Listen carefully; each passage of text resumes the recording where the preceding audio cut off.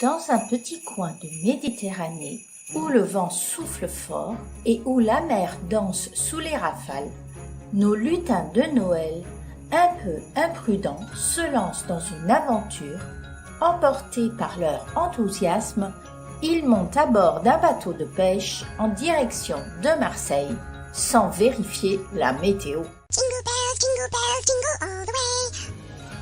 Mais hélas, le Mistral souffle avec une telle force qu'une alerte de grand vent a été lancée, des rafales de vent pouvant atteindre les 110 km/h et plus.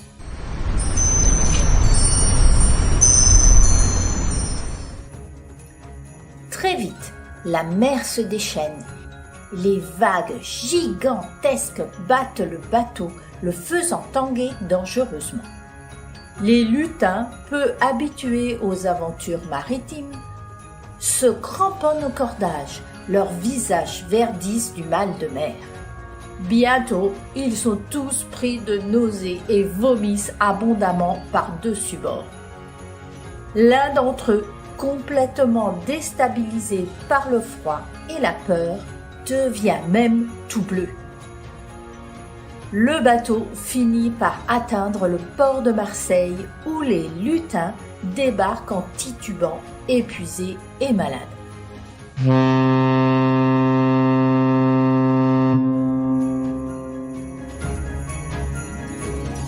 Mais leur périple ne fait que commencer. Ils sont déterminés à atteindre l'Alsace pour leurs vacances de Noël.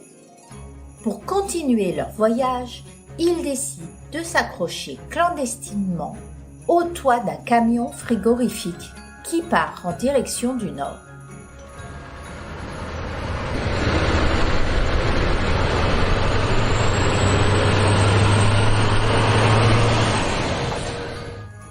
L'intérieur est glacé, mais le vent impitoyable leur fait croire que le toit est la meilleure option. Malheureusement, la tempête ne leur laisse aucun répit. Le Mistral souffle si fort qu'il emporte l'écharpe d'un des lutins qui finit par s'enrouler autour du moteur du camion. Le véhicule tousse, grince, puis s'arrête brusquement à Salon de Provence. Le chauffeur furieux descend en maugréant et appelle un dépanneur.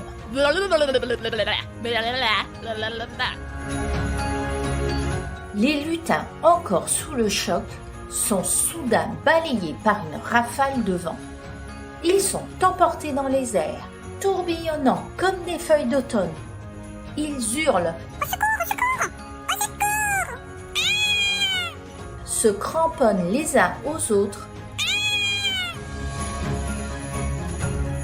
tandis que le vent les propulse loin du camion, les envoyant directement au-dessus d'une piscine bleue glacée à Salon de Provence.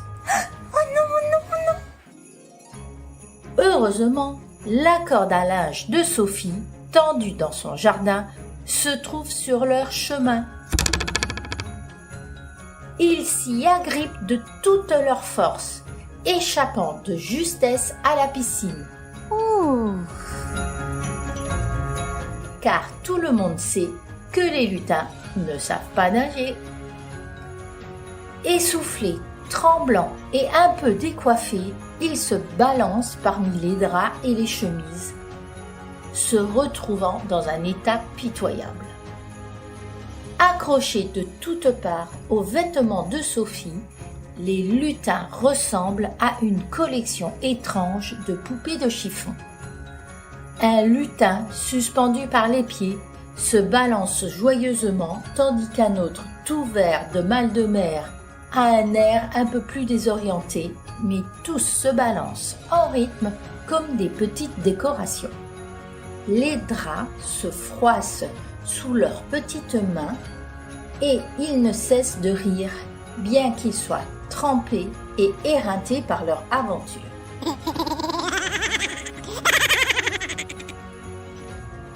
Sophie, une maman de 3 enfants en bas âge, sort précipitamment pour récupérer son linge avant que le vent ne l'emporte. Elle s'arrête net, les yeux écarquillés, en découvrant des lutins de toutes les couleurs suspendus à ses vêtements. Les lutins, encore un peu verts, d'autres bleus, mais tous bien vivants, gémissent faiblement. Sans hésiter une seconde, Sophie tend la main pour les aider. Bien qu'étonnée, elle leur offre un accueil chaleureux. Elle les installe près de la cheminée, où un feu crépite joyeusement. La chaleur réconfortante du foyer fait rosir les joues des lutins. Sophie leur prépare un chocolat chaud fumant, accompagné de cookies maison qui embaument la pièce.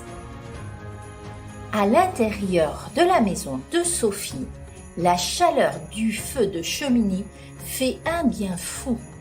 Les lutins se laissent tomber dans un canapé moelleux, leurs yeux se ferment doucement alors qu'ils se laissent envelopper par la douceur de l'endroit.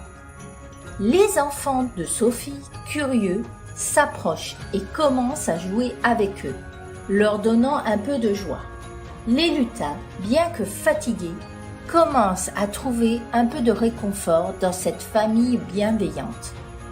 Les enfants, en pleine poussée dentaire, ne peuvent s'empêcher de mordiller les pieds et les oreilles des lutins. Ces derniers rient et gigotent, parfois avec des oreilles humides et des orteils baveux. Mais ils s'amusent malgré tout. Les lutins, touchés par la gentillesse de Sophie, commencent peu à peu à se remettre. Après un long week-end de repos chez elle, où ils s'amusent avec les enfants et profitent de l'ambiance chaleureuse de la maison, ils décident finalement que continuer l'aventure par leurs propres moyens serait trop risqué. Il vaut mieux nous faire envoyer par la poste jusqu'en Alsace, Déclare un lutin bleu avec un soupir de soulagement. Sophie, qui commence à s'attacher à eux, sourit et accepte volontiers de les aider. J'ai une amie en Alsace, Maminette. Elle sera ravie de vous recevoir.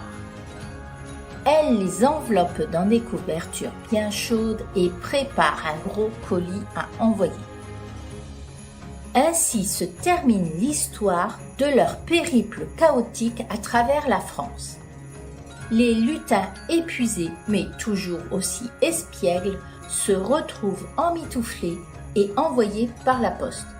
Leur voyage n'est pas encore terminé, mais les lutins sont pleins d'espoir, se préparant à découvrir de nouvelles aventures.